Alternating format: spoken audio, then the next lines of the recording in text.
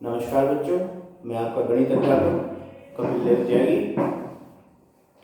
देखिए, हम लोग द्विघात समीकरण पढ़ रहे थे। हमने एक एक्सरसाइज 4.1 पूरी कर ली थी। उसके बारे में, द्विघात समीकरण के बारे में आपको बता दिया था कि क्या द्विघात समीकरण होती है। होता बहुपद ही है, दो घात का जो बहुपद होता है वही आपकी समीकरण के रूप में अगर आप उसे लिख दें, बराबर में 0 लेके लिख दें, तो वो आपका द्विघात समीकरण हो जाती है। तो आज हम उसके हल के बारे में पढ़ेंगे। सबसे पहला है उसमें गुणनखंड विधि द्वारा द्विघात समीकरणों का हल। गुणनखंड विधि द्वारा द्विघात समीकरण।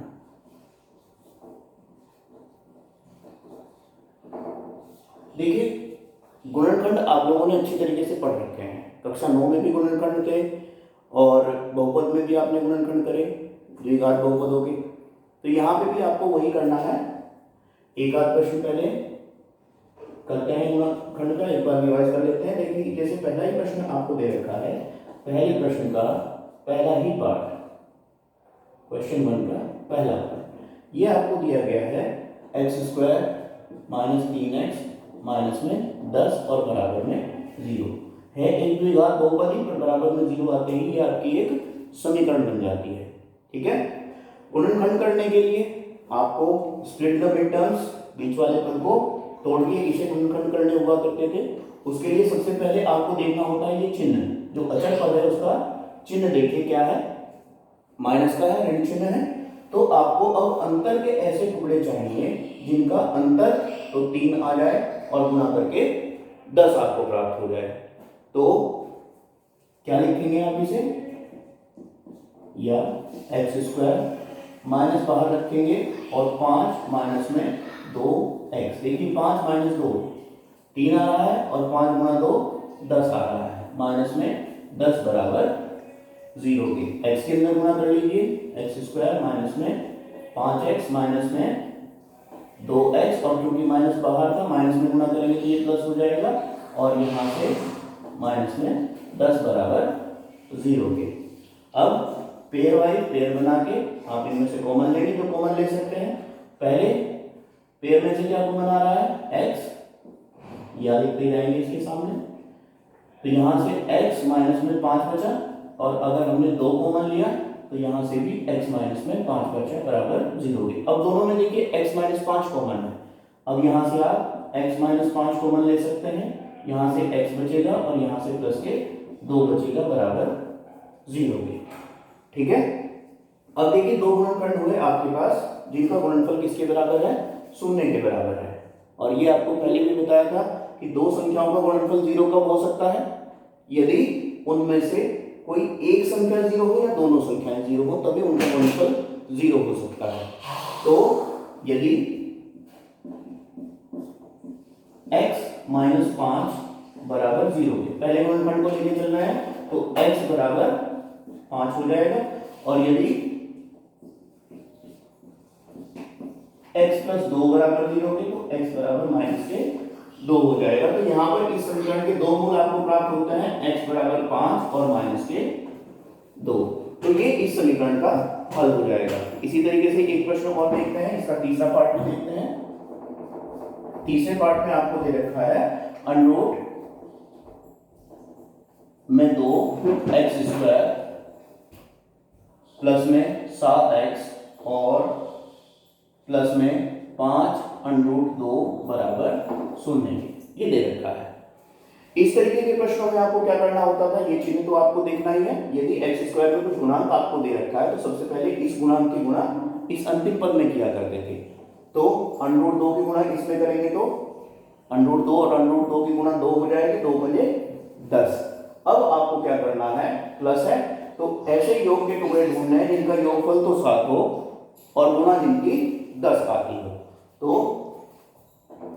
या √2x² प्लस में इसे आपने लिख दिया 5 प्लस 2, जोड़ के देखिए 7 आ रहा है, गुणा करके 10 प्राप्त हो जाएगा आपको, प्लस में 5√2 बराबर 0 के।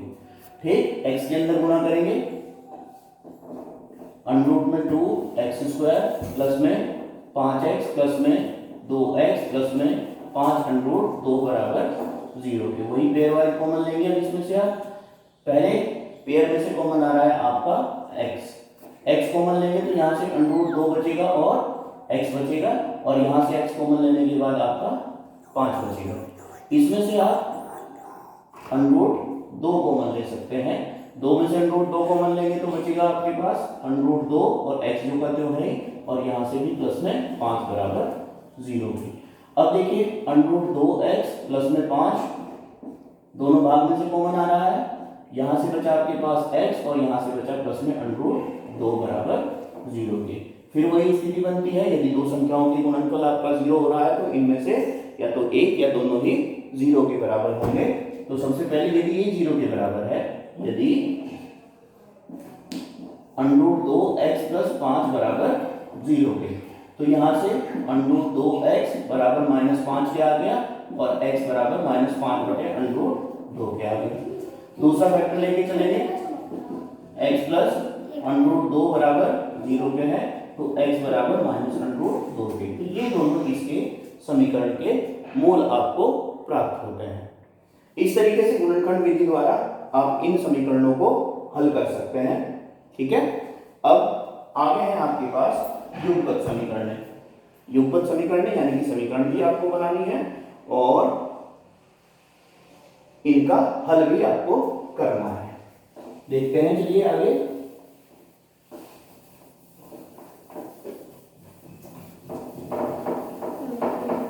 आते हैं प्रश्न नंबर 3 पर।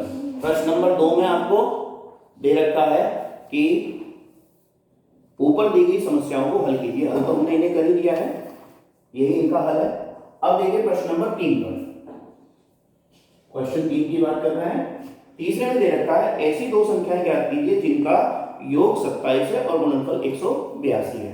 दो संख्याएं हैं आपके पास जिनके योगफल आपके पास 27 है। तो माना एक संख्या क्या है आपके पास x, एक अननोन है, एक ही मान के चलेंगे आप उसमें। वैसे हैं तो दो अननोन, दूसरे को आप 27 के टर्म्स में लेके चलेंगे क्योंकि आपको क्या रखा है दोनों संख्याओं का योगफल 27 है। अब मैं अगर आपको कहूं कि एक संख्या इसमें से 10 है तो दूसरी क्या होगी 17 होगी, निश्चित सी बात है। तो यहां पर यदि एक संख्या x है तो दूसरी संख्या क्या होगी, दूसरी संख्या आपके पास होगी 27 माइनस में x। और प्रश्न में कहा गया है कि दोनों का गुणनफल आपका कितना है 182 है। प्रश्नानुसार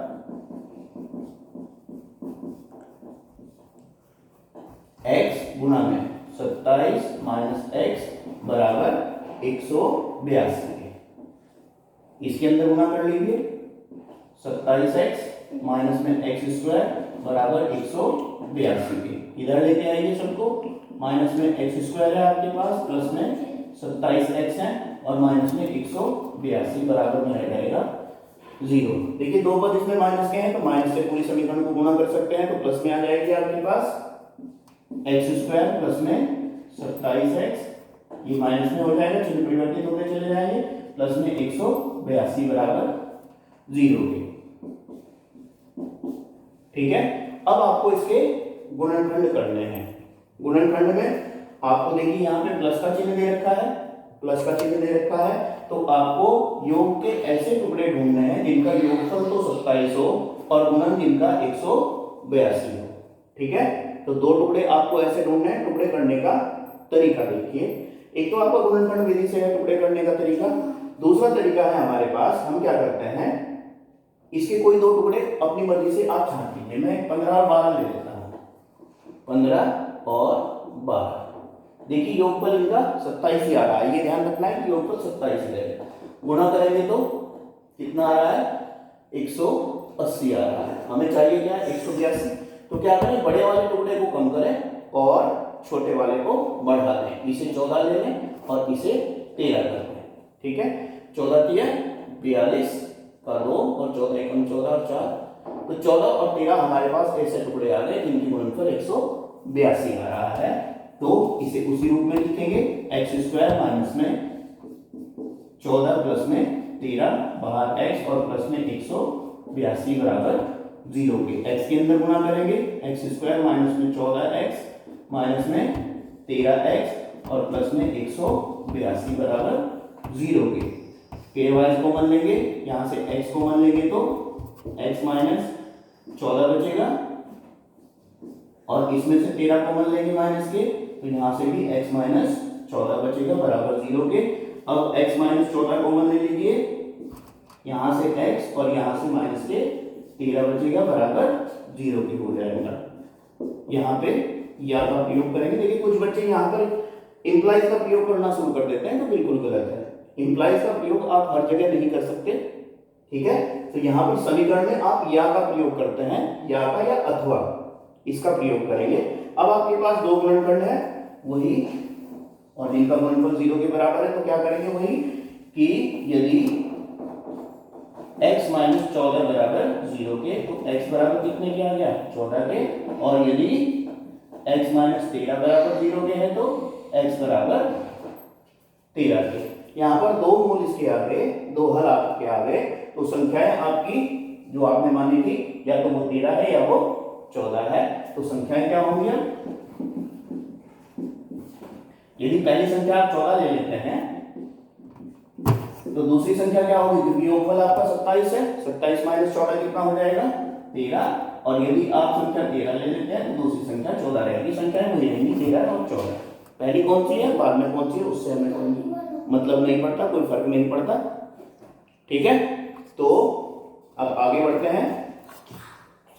आगे के प्रश्न में देखिए, प्रश्न नंबर 4 में,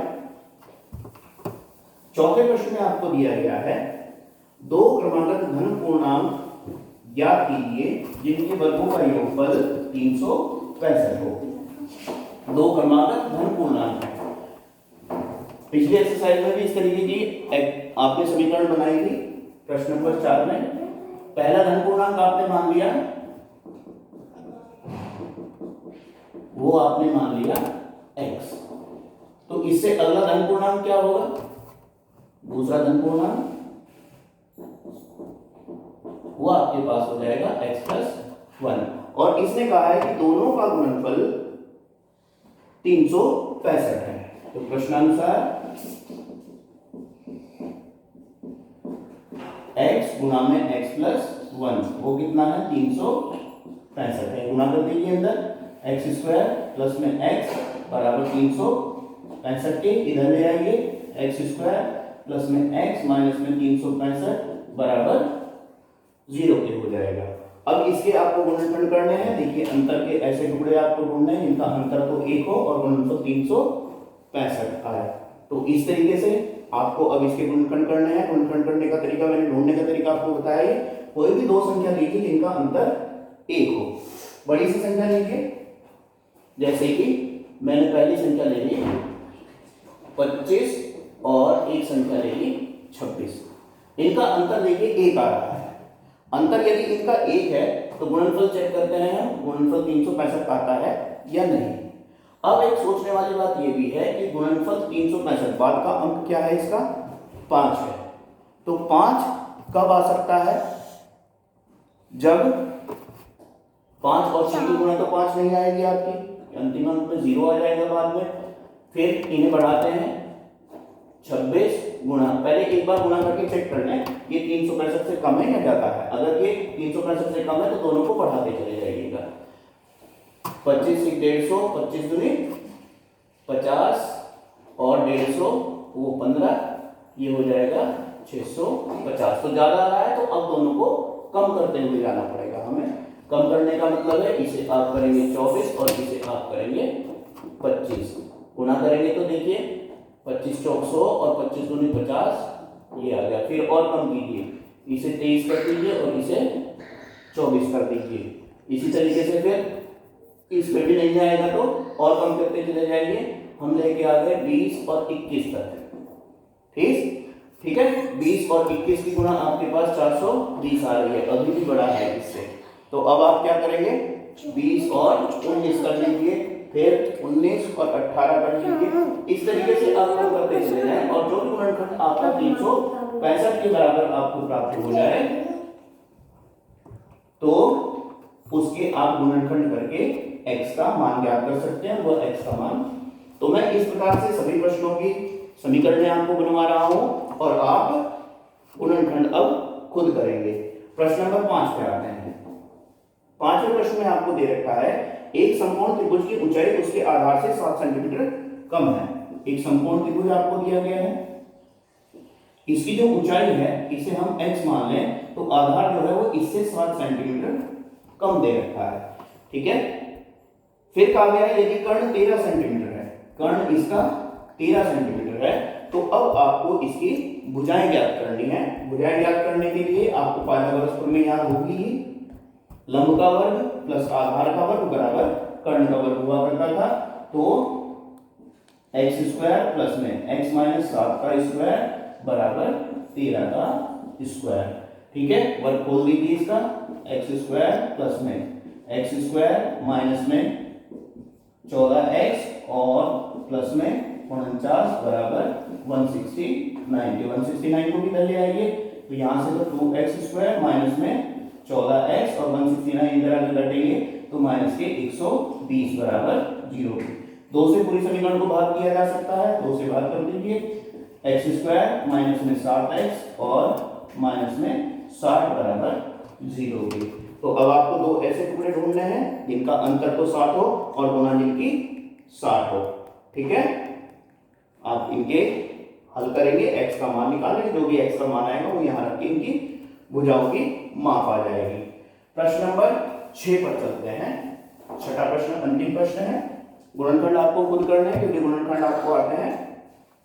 प्रश्न नंबर 6 में आपको दिया गया है कि एक कुटीर उद्योग एक दिन में कुछ बर्तनों का निर्माण करता है।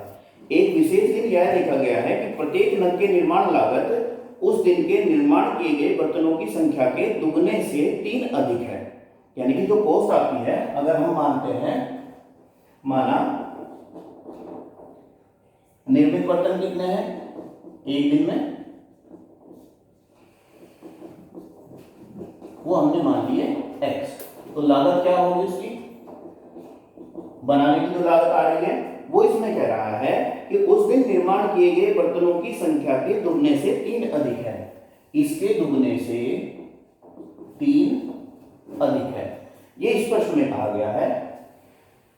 तो अब कह रहा है यदि उस दिन कुल निर्माण लागत 90 रुपए थी, ये एक बर्तन की निर्माण लागत है, तो अब कुल लागत कितनी होगी,